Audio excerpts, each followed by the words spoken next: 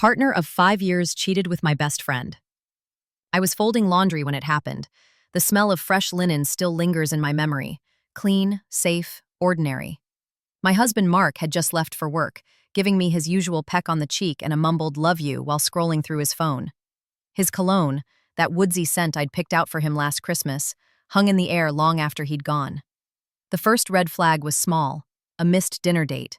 He'd blamed it on a last-minute client call. Then came the sudden work trips that always seemed to overlap with nights my best friend Emily canceled our plans. She's just busy with her new job, I told myself. He's stressed about the promotion. But when I found Emily's favorite lipstick shade, Dusty Rose, on his collar, my chest tightened. I shoved it in the trash and poured myself a glass of wine. 3 nights later, his phone buzzed on the nightstand. I don't normally snoop, but his passcode hadn't changed in years. Our anniversary, 0415. The screen lit up with a notification. "Good night, babe. Today was perfect." From M. My hands shook as I scrolled through months of messages. Selfies of them in our favorite coffee shop, confessions, plans, a hotel room booked for the night he'd sworn he was helping his brother move. I sat on the bathroom floor, knees pulled to my chest, replaying every lie. The way he'd hugged her a little too long at our barbecue last summer. The jokes about us being soulmates that suddenly felt like a sick punchline.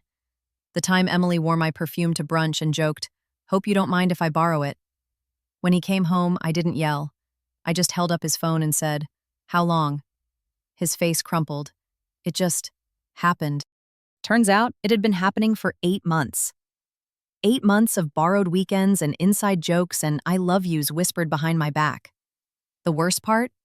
Emily showed up the next day, tearfully explaining how complicated her feelings were. I handed her the necklace she'd given me for my birthday, "Friends Forever," the engraving read, and told her to never contact me again. Mark packed a bag and begged for another chance, but I threw his toothbrush into the dumpster. Now I'm staying at my sister's apartment, staring at the ceiling while her cat purrs on my chest. My old life feels like someone else's dream. I keep wondering, did I miss signs? Was I too trusting? How do you mourn two people who aren't dead, just gone? They're still together, by the way. Coworkers send me updates. Emily's Instagram bio says, "Choosing happiness. TLDR.